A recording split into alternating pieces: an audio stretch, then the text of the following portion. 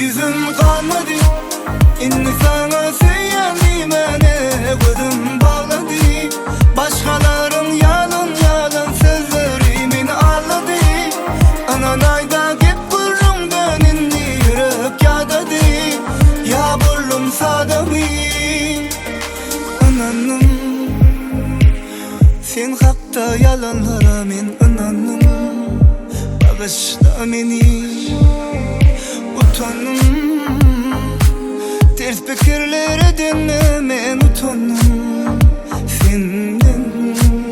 Benim İslam'ı sen başka yerde bulmamı, başka ne söymemi. Benim İslam'ı peydası yok, sana neme diysem, inni düşünsem, inni peydası yok.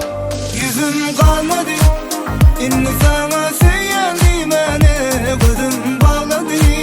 Başkaların yalan yalan sözlerimin ağladı. Ananayda git burumdan inni yürek yağdadı. Ya burlum sadamı, yüzüm kalmadı, inni sana söyleyemeyene gözüm bağladı. Başkaların yalan yalan sözlerimin ağladı. Ananayda git burumdan inni yürek yağdadı. Ya burlum sadamı, yüzüm kalmadı.